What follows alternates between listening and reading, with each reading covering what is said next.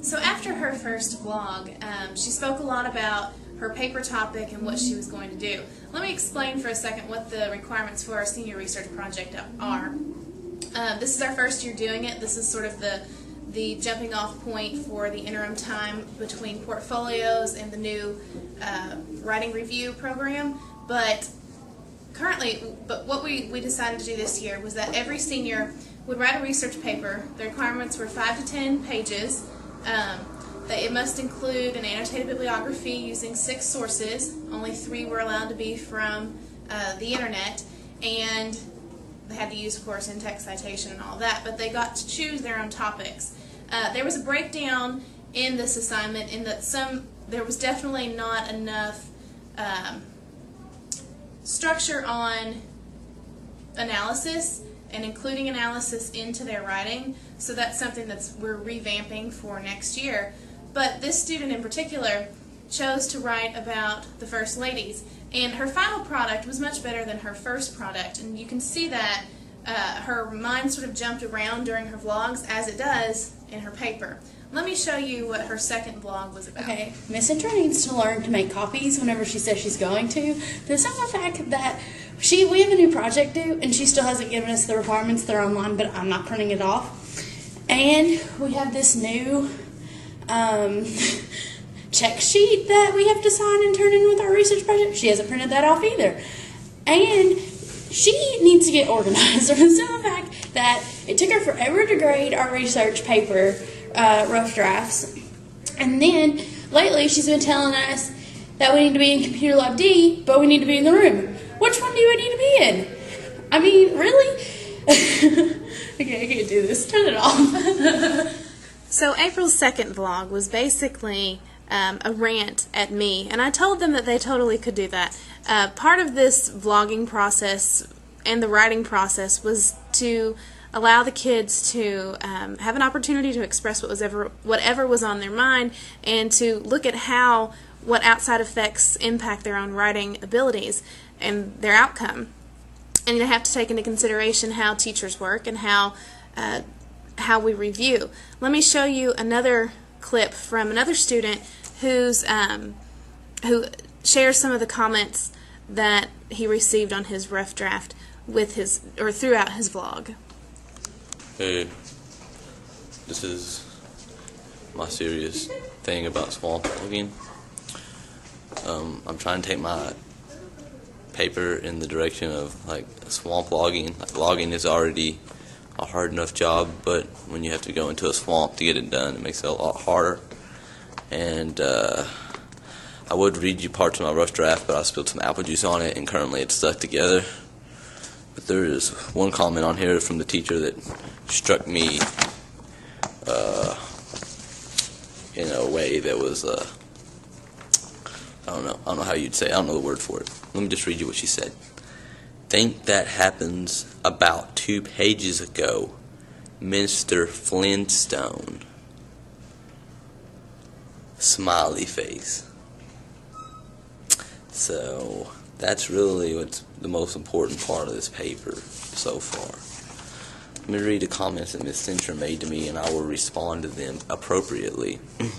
Jacob, obviously you were stretching at the end, but I don't think this is a lost cause. You need to go into more detail about the swamp logging business today. Specific as how it's done. Even mention the reality show that came from the dangers and made-up word oddities of.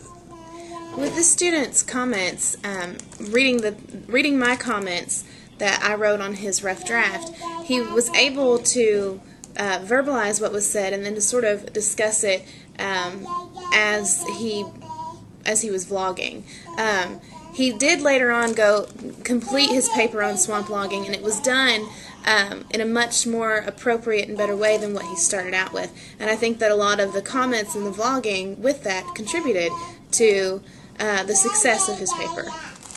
Okay, so let me show you another video of a student who has also had organizational issues, and you'll be able to tell by his video how his paper is reflected.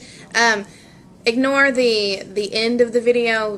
In high school, you get this kind of stuff, and if you decide to use a flip camera in your classroom, it'll come back with some interesting video if you let students out loose, but especially with high school kids, that's what's going to happen. So here's the other one. Woman, don't shush me. Anyway, so my paper is about the Amityville murders and a little bit of the ghost story that surrounds it, which is completely fake. I really haven't done shit on it. I've done the outline. I haven't done the annotated bibliography or my rough draft yet, but I'm pretty sure I can do the rough draft. Pretty sure you're not going to get a bibliography.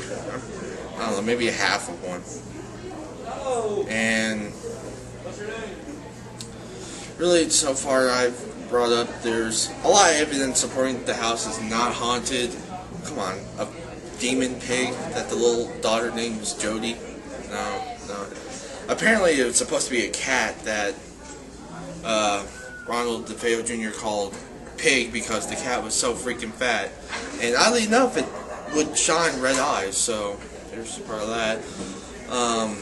So far I found evidence that there were accomplices to the murder, and that the ghost story is probably fake. There's really not much else, unless I could go back to my book. I just read it. I didn't really take too many good notes. I guess I'll have to go back during that, after skipping practices of band and all those other shit jazz. I don't know.